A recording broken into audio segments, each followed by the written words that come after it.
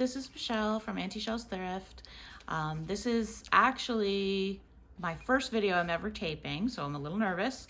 I didn't want to share this topic with you first, so I'm taping it first, but because I have a special object I want to talk to you about, but I'm shipping it out tonight. So I'm going to show you other videos before I show you this one. This is about Daum, or as I've heard many French people say, Daum, but I don't want to say Daum because I'm not French, so I'm gonna just say Daum, and I hope that's okay with everybody out there. So the piece I have in my possession right now is from one of my consignment clients. I do consignment work sometimes, and she gave me this piece. She thought it was a lalique, and I was a little nervous when I got it home, and I could not find any marking of lalique on it, and I didn't know anything about Daum, so I was looking at the mark and looking and looking and looking, and I couldn't read it. It was very hard to read. I thought it said like deism or something. And so when I finally figured it out and then I looked it up, I was very happy and pleased that I could tell my client that Daum is very valuable as well. So it is a modern piece. It is not a Daum Nancy, which is an older piece. I want to show it to you though. This is the piece that I have in my possession right now. And it's going to its new home tomorrow. You can see how beautiful, the beautiful translucent green and pink and the sculpted flowers. Very unique. You can see my finger moving there behind. Totally translucent. It's gorgeous. The interesting thing about this piece, it's chipped. So this piece normally sells, right now it's selling for $440 because it's, like I said, it's a modern piece, but we sold this one only for $150. So somebody got this beautiful bowl at a $300 discount, and they can just put the chip against the wall. So I think it's a good buy. But I'm a bargain shopper. So I always like to know more and dig a little deeper about these names that we come across when we go out shopping. So I wanted to know more about Daum. And what I found out was it started in 1898, and it was started by a father and his sons. They were not artisans to start. They were business people, and they started with various different types of glassmaking techniques and different items, and they were very ambitious. They started with the Art Nouveau style, and then they had a breakthrough in 1900. There was a World's Fair in Paris, and it was called Universal Exposition, I believe, and they won the gold medal, which was really cool because you know, that at that time, that would have been like, that was acknowledging for the past like 100 years or so what was, you know, groundbreaking and what was also moving into the future. So they won the prize. So it really put them on the map, and their pieces were known for being very naturalistic. They used, you know, nature scenes a lot. They worked with appliques and, you know, enamels and a lot of different interesting techniques. They had a large factory. There would be up to 400 artisans and sculptors in their employ, and it was really quite a production. And in 1906, they started with working with the pate verre technique, and I believe the first artist that was, I don't have my glasses on, that's why I'm looking so closely, I'm sorry. The first artist was Henry Cross. He was the first sculptor to start that pate verre technique with glass making techniques for them.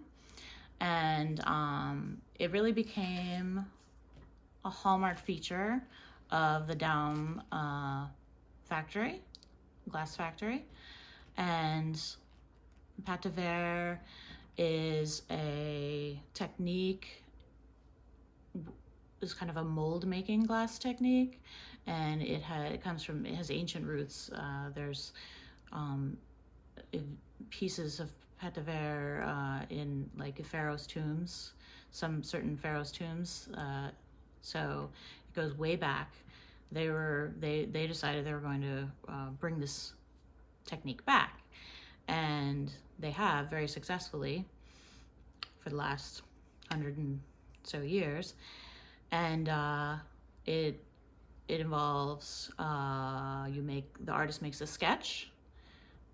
The sketch is made into a clay piece.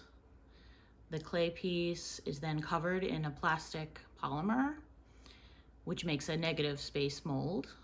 The negative space mold is then filled with wax. Then the wax piece can be perfected even more, like etched and just really perfected into a perfect piece. Then that wax piece would be covered in a heat-resistant plaster. Then the plaster and the wax together would be put in the kiln, and then the wax would drip out from the heat and through special drainage holes. They call that the lost wax technique. And then you have the perfect plaster mold. And then the plaster mold would come out, and you would fill it with the glass pieces, and they used like 30% lead and some sort of polymer or something to make like a more of a kind of malleable glass. And it had like a texture when it was done. And it was very, very unique to them. And they were in high demand, and they were able to keep up with the demand. So it went very well for them. And in 1930, they were actually, sometime in the 1930s, I'm not sure exactly what year, they were commissioned to do all the glass pieces for the ocean liner, the Normandy, but they wanted them done in crystal. So this is when crystal started to get introduced into the mix for Daum. So they started to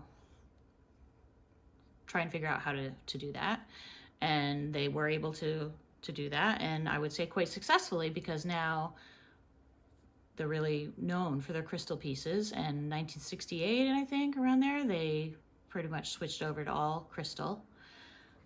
Crystal with the lead mixture, and they produce amazing Daum, like this piece that I have here, this is crystal.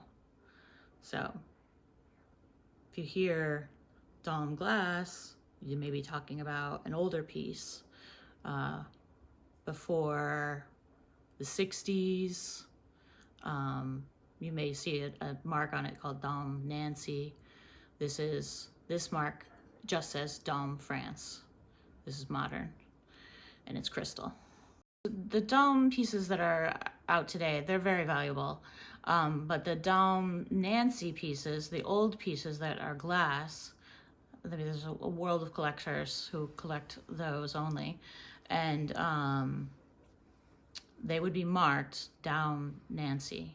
And they're beautiful pieces. I don't have any of those, obviously, but I will put pictures up of them so you can get a look and feel for those.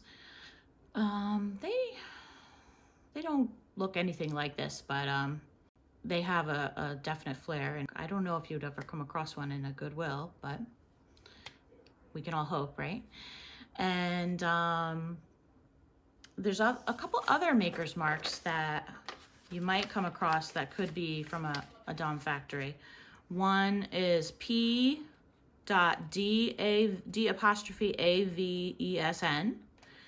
One is Lorraine, one is Val, and one is Verreries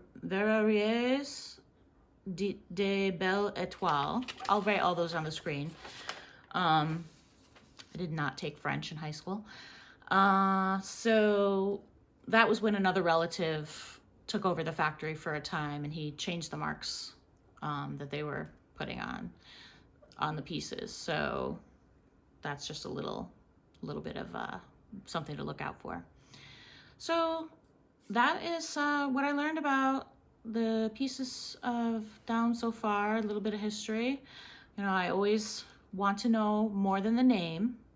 And I hope you liked what I, you know, again, these videos are for beginners. I should have said that in the beginning. These videos are for beginners. This is not a master class. And I hope you enjoyed this little bit of history. And if you did, please hit like and subscribe. And I'll see you again next time. Thank you.